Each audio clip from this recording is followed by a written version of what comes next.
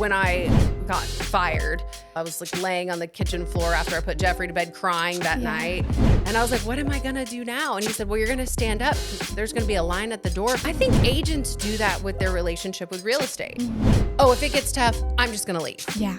I'm not going to do this anymore. Hello, everybody, and welcome back to another podcast. Here we are having realist conversations with the best and the brightest, the cream of the crop of Houston real estate professionals. And today we have the one and only Angeline Clark. Welcome, Angeline.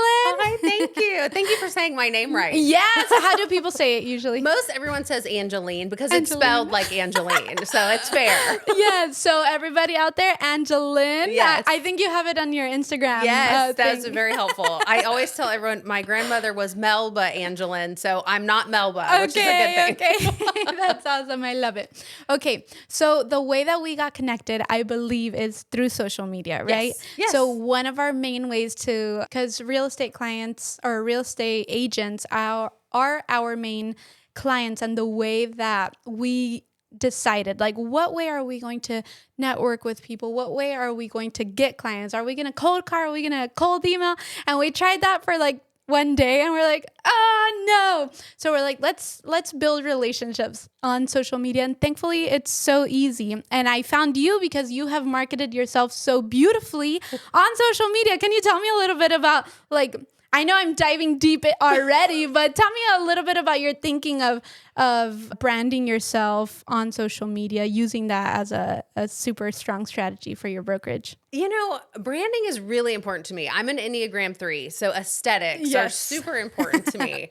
And I was very lucky to start in real estate on a large team. And so everything was professionally shot. Okay. And so I really, when I went independent, that was one thing. It was a non-negotiable. No offense to anyone else. I know we have great quality phones now, but I still like everything to be professionally shot. Yeah. Most everything that I post is by a professional videographer or photographer like yourselves. And typically I always have hair and makeup. I think my makeup artist and I are like best friends now. I love that. But, you know, that is one thing that it is your digital resume. And people, just because of the way cognitive psychology works, they make a split-second decision whether or not they want to work with you. Yeah. And so social media is really, I really try to hold myself to a high standard as far as aesthetics and branding. And that really honestly led me to start my own brokerage. I love that. Okay, we're going to get to that in a little bit. But I love that because that is what we felt from you. Like, we saw this elegance, this red. What is the psychology around red? I don't know, like powerful, amazing. That really attracted us, and especially me, that I'm doing that social media marketing aspect a little bit more.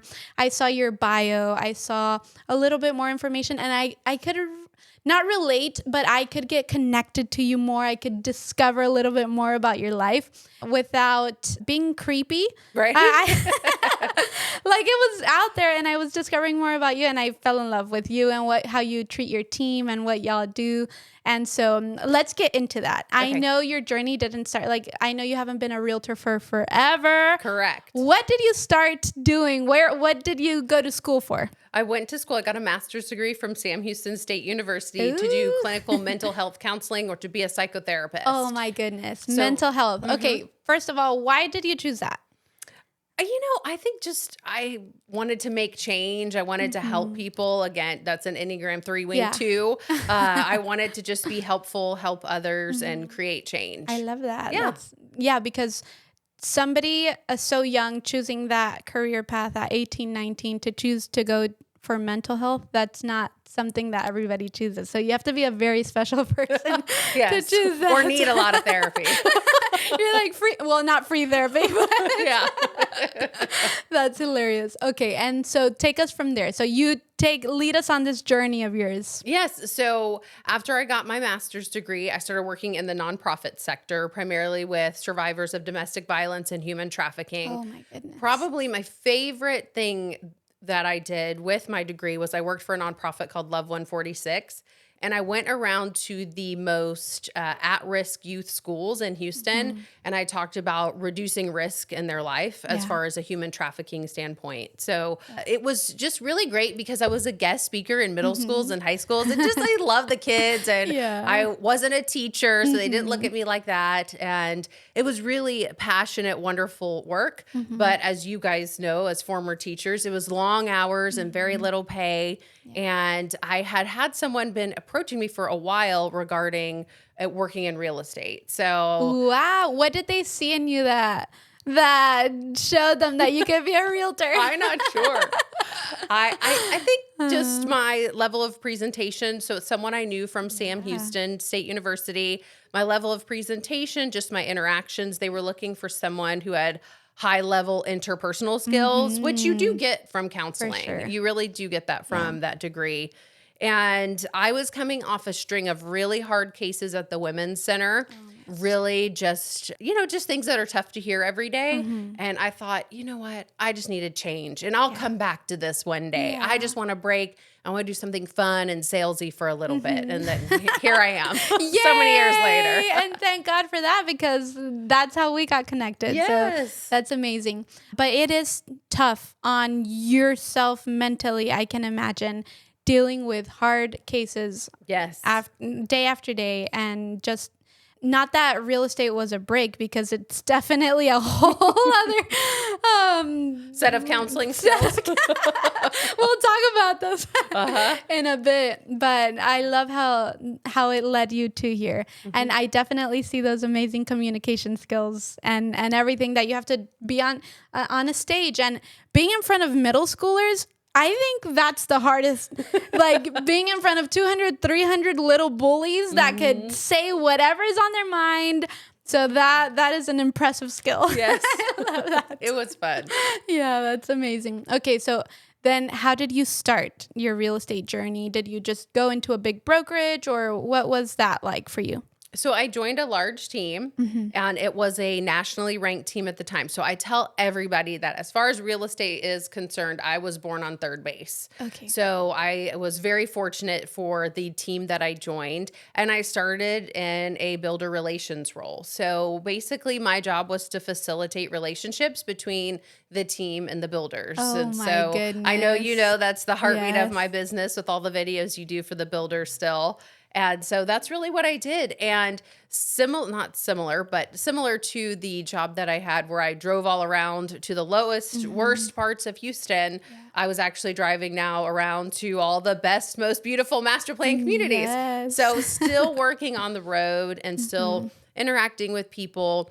Literally every day I went north, south, east, or west. Oh my goodness. So from, where I live on the northwest side to League City or to Fulshire. Fulshire is now Sealy and Simonton. Oh my goodness. The city keeps growing. So I really excelled at that. I really enjoyed meeting with people and promoting the team that I was with at the time. I was very successful in that role. Yay. So how did you build those relationships with those builders? What are some things that you did, if you can share a few of those secrets, if they're secrets?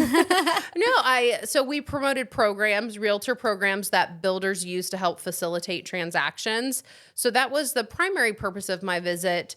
But I think what I did to foster those relationships was, first thing was I was just myself. And oftentimes I was also a counselor. I was there just asking open-ended questions with open ears. And I was really showing empathy with them that it is actually, to work for a new home builder is very tough, because at any point in time they could say, well, Melody, you've done a great job here in Cypress, go to League City. Oh my gosh. So it is definitely a harder line of work than I think most people gather. And so really just being in the trenches with my builder friends really fostered some great connections there. And that's it. I love That's that. the secret. And so from there, what happened with that? Really, did you continue working with builders? I know something crucial, something huge to your life happened. Take us there. Take us. Yes, I know what you're getting at. I did that for 5 years. And throughout that time, a lot of newer brokerages were coming online, really using social media to promote the builders and promote themselves. And it was kind of an area where the team I was on was having a hard time catching up. So I had really taken it upon myself, my own finances, everything, and had started paying for professional photos. Yeah. And I think somewhere along the lines, which again, is one of those things you look back and you're like, I knew what I was doing. I didn't know what I was doing, but Lord knew what I was doing. But I started really promoting myself. And So those were professional photos of yourself? Yes. Okay. Professional photos of myself and really promoting myself online. And so then I think with the team, the interpretation of that was I was more invested in myself than which if you're an agent, you should be most invested in yourself. Yeah, for sure. And so that ultimately led to February 17th of 2020, I was fired. Oh, And then, my God. yes. And then 2 weeks later, I was given my son's autism diagnosis. Oh, my God. And then 2 weeks after that, we had the pandemic shutdown. Okay. So this was on 2020. Yes. Angeline, So within like what? 6 weeks, I was like, okay, God, apparently you want my life to be completely different. Yeah. And guess what? It is completely different now. How did you even, okay, take us through those moments, because I know now it's like you're saying that with a big old smile. How were you feeling those 2 weeks? What was that? A span of a month? Yes, it was awful. I loved my job. I still love that side of my job. Yeah. In growth and in leadership, there's so much grief people don't talk about because I miss when I could just get on the road and go visit my builder friends. That's not my role anymore. And I've had a hard time letting it go. But obviously my son's autism diagnosis was really tough, but really good also to have some answers of why there were some deficiencies there. He's very high functioning. He's bright and smart, but the social skills, not so much. And then obviously the pandemic shutdown, which there was kind of a sense of relief because as someone who visited model homes were closed. Yeah. Builders stopped paying commissions. Oh, There was so many different parts of the business that, it was actually a perfect time. Yeah. And it was a perfect time to focus on the family, be home. All of us did that during 2020. And sometimes I feel a little sad that so quickly we've gone away from that. Again, back to the hustle nonstop. Life is crazy. Yeah. During that pandemic, did you take advantage of that time where you were stuck at home to do anything for your growth? Or I made a lot of banana bread.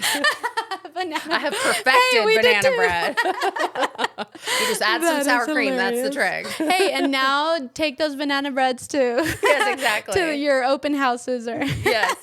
So I really took that time. It was nice to think about what I wanted to do next. And to be really honest with you, I almost took a job selling fuel. Oh my goodness. I was like, I'm just done with real estate. Yeah. Like, I'm going to be the laughing stock. I mean, I was fired. I literally know all the top people there are to know in real estate. This is an embarrassment. Wow. And I remember I had a really interesting conversation with my sister-in-law, whom I'm very close with. She said, you're already a real estate agent. And I said, no, I'm not.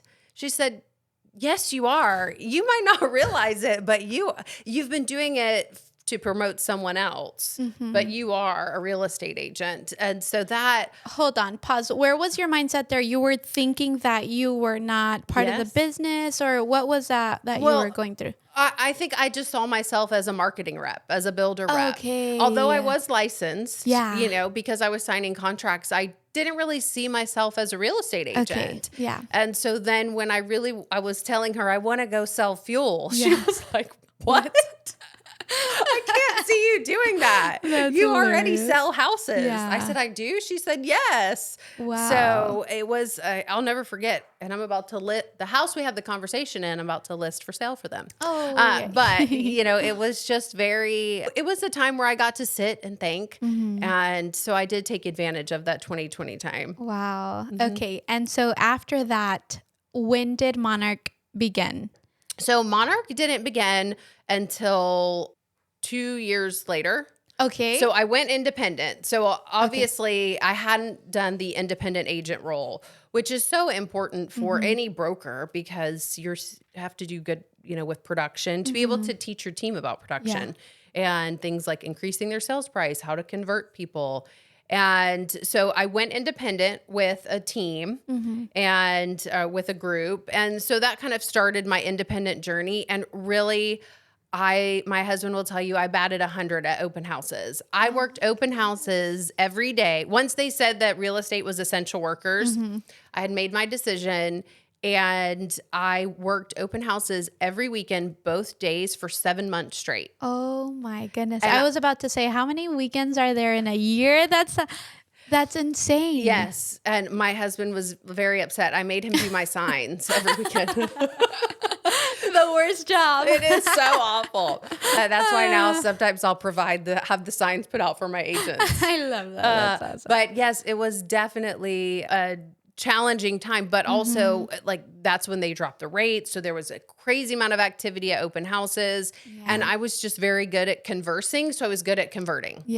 Yeah, for sure. You have to have that skill. Yes. Well, do you have to have that skill? What do you tell your agents? Well, I think the really cool thing about real estate is there's so many different veins of real estate. Like you could work with venture capitalists and just basically be a great numbers analyst and a complete introvert.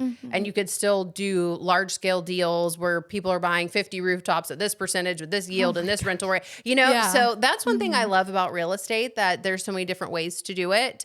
I do think if you're going to be facing the public, there is some level of conversation skills and interpersonal skills that's beneficial to have. Yeah, for sure. I love that piece of advice for those that are scared to even think about being a realtor. They might say like, "Hey, I'm not an extrovert." Like some people seem like they're so talkative, so amazing, and like it flows so easily, but there are some introverts. Like you can definitely be an introvert and still be a realtor. Absolutely. So, yeah, I love that. Okay, so you did open houses incessantly. Yes.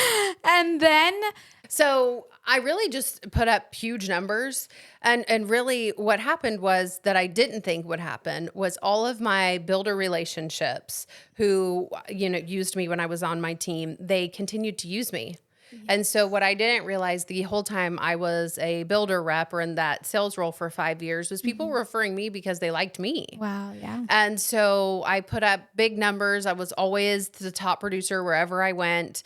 And honestly, there was this organic part of leadership that people would look to me and send me DMs and ask me questions, and I wasn't even the leader. Yeah. And so some part of that throughout that journey for that year and a half, 2 years, I knew I wanted to be completely in control of my branding. So I was with 2 big box brokerages when they made changes to their branding and logos. And so, like I said, aesthetics are huge to me. Yeah. And so I knew I wanted to be completely in control. Also, when you work with the builders, if you're using your commission to bridge a gap, you really don't want to be paying a broker also. Yeah. So financially, it made sense. And I just really started having just some strong convictions that this is the direction I'd like to go. And so this whole time, you're with your husband. Is he a realtor as well? Or tell me a little bit about him. Yes, he is licensed. I forced him to get his license. So you were the reason. He probably, no, he could probably get away with a lot. He does a lot for the brokerage that you don't have to be licensed for, accounting and those types of back end things, systems and processes.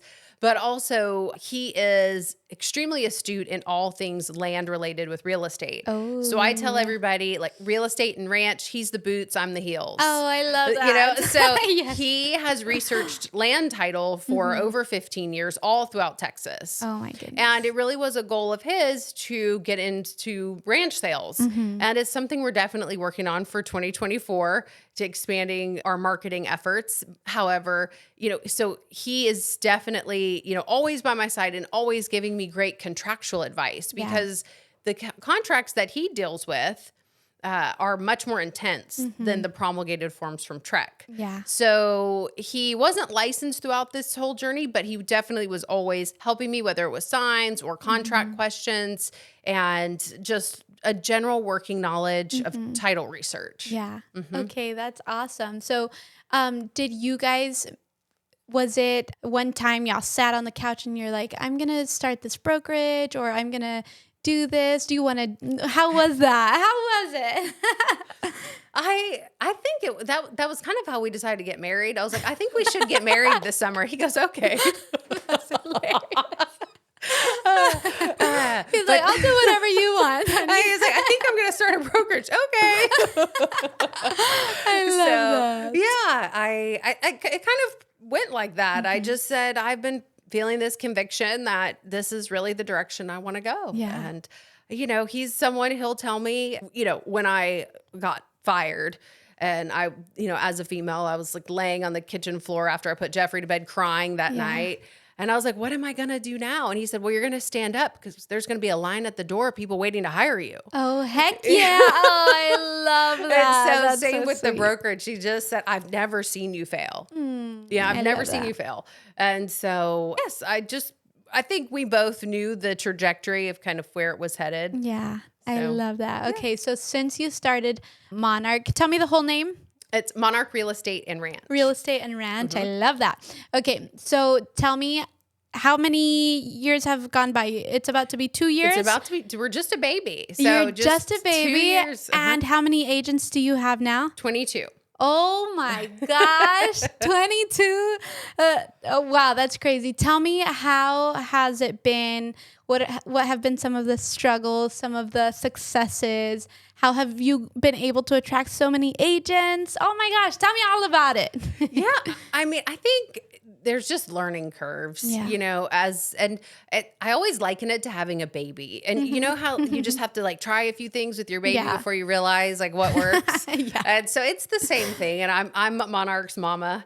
And definitely, I think last year or my first year, I did more like casual hiring, kind of not vetting people's numbers and just hiring people that I liked. And now I definitely, after a year of doing that and looking at the numbers, you say, okay, I need to run my business like a business. Yeah. And so just definitely tweaks and changes, making sure you're looking every month at the budget and seeing where's my return coming from, what am I spending on? Really treating it truly like a business, which I think agents struggle with. That is looking at their numbers and looking at their finances like a business, because when you're an independent agent, you are your own Pottery Barn. That's what I tell them. How many times a day does Pottery Barn email you? Yes. Well, then you should email a prospect that many times a day. Oh my goodness. Yeah. Yeah, absolutely. So I think those are some of the struggles, what we're just starting, remembering it's a business. And there's a part of me that I think the freedom makes me just want to kind of flutter about. Yeah. And so and luckily I have my husband to kind of keep me grounded and say, we need to look at the budget. Focus. Yes. So, I think the growth has been, like I talked about. Also, I am a producing broker. So I never want to be taking opportunities away from agents who have entrusted me with their, real estate journey. But at the same time, finding this voice of, I'm still visiting builders, so I still am somewhat of my marketing role. Yeah. I'm still doing production, so I'm still an agent. Yeah. And I'm also a broker and I'm a leader, and people look to me. Yeah. And so finding a voice that is kind of a combination of those things, but then also realizing when you are the leader, you have to find and trust people to put in those places for you. That's powerful. Because you're never going to grow. Yeah, You're just for never sure. going to grow. Yes. So you have to grieve that side of yourself and say, that was so fun, but that's all I got to do was go to builder events. But now I go to board meetings. Oh my goodness. That's a little different. You don't enjoy that as much? There's usually not champagne there. That is hilarious. Oh my gosh.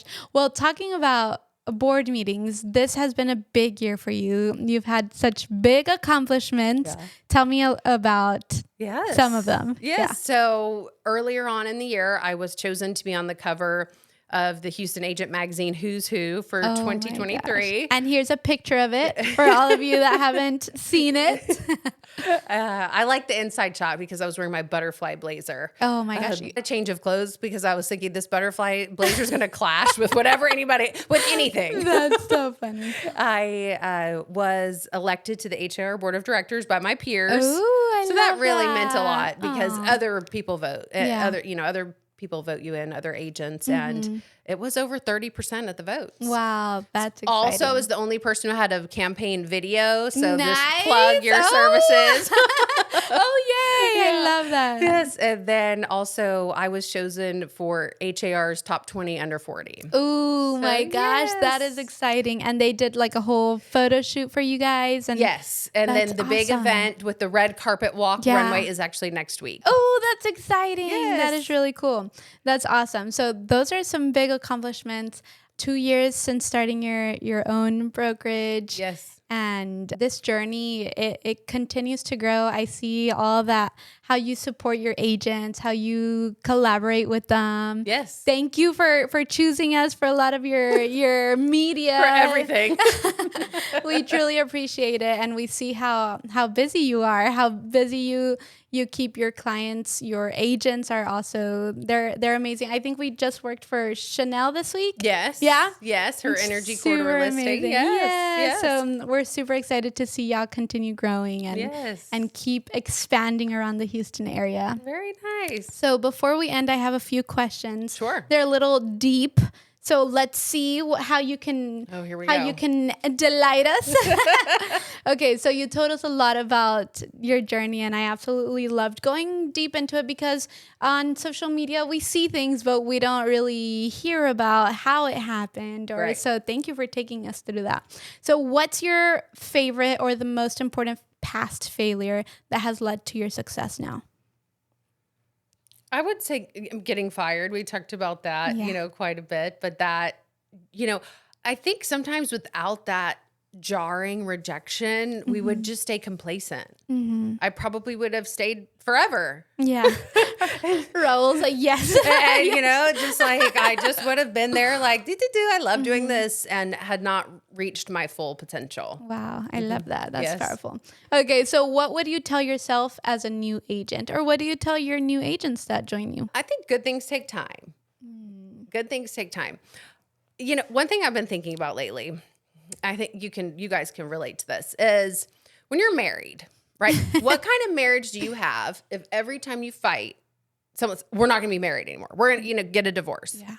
I think agents do that with their relationship with real estate. Oh, if it gets tough, I'm just going to leave. Yeah. I'm not going to do this anymore. And so then you have to understand that your career, your profession, you're going to have a really hard go at your relationship, your committed relationship to real estate, because you're not committed and you're not willing to admit that good things take time. And not to sound like a total Karen or granny, but all of that really comes from a place of entitlement. Yeah. I'm entitled to do this many deals a month. I'm entitled for this person to follow back up with me. Yeah. When really you just have to put in the work and know that good things take time. Yeah, for sure. That's a great piece of advice for not only new agents, but we're going to take that and we're going to... good things take time. And the other thing too is every interaction matters. So I recently was very privileged to have a VP of a luxury builder speak at one of our sales meetings. Wow. And I'd known him for almost, my entire real estate career. And I did not ask him to do this. I did not know he was going to do that. I asked him to come to the sales meeting. And when he did, he told the agents, he said, hey, I'm asked to do this all the time. And usually I say no. But my interaction with your broker throughout her career, she was always early. She was always helping me set up. Wow. So he was at a different builder at the time, always helpful, always seeing what she could do to be a partner. And because of that, I'm here. I usually do not do sales meetings where I tell you about how we are different as a luxury builder. And so it's just, that goes to show every time I showed up early, I didn't know that would result in this amazing opportunity with a luxury builder in the future. Because at the time he wasn't even at a luxury builder. But I think that every interaction matters. Wow, that's powerful. I love that. I love that. Okay, and to end off some icebreaker questions to lighten up the mood. Okay. A little bit. Okay, coffee or soda? Coffee. Yeah. I'm trying. Listen, you're the first to hear it. I'm trying to give up Diet Coke. Oh. Which, like, everybody knows I love Diet Coke, but I'm trying to give up Diet Coke. Wow, that's good. That's good. And so you're taking coffee as a yes. a crutch. Exactly. That's hilarious. Okay, the suburbs or city of Houston? Like, money's no object. I still think the suburbs. Yeah. Yes, whenever You're my kind of girl. whenever I'm in town, the traffic. Oh my I'm goodness. like, it's going to take 40 minutes to get from the Galleria to West U. Oh my goodness. Like, what? That's insane. Yes. Yeah. I'm a suburbs girl. I love that. Yeah. Traffic can really, I mean, there's traffic everywhere, but it turns you off whenever you're stuck in the middle of that little, or not little city, but huge city and Yes. can't get to your next block fast. Okay. The next one, Tom Ferry or Ryan Serhant? Serhant. Yeah. Why? Sexier.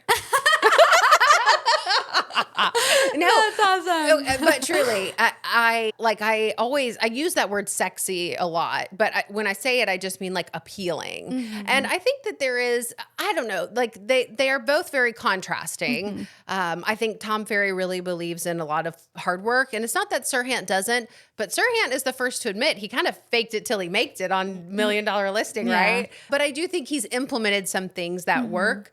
As a leader and as a broker, I would say that agents enjoy the Serhant trainings more, but the Tom Ferry tactical things that you can be doing, like a CMA a day, probably yield better results. Okay. So that was I like that was my version of an answer.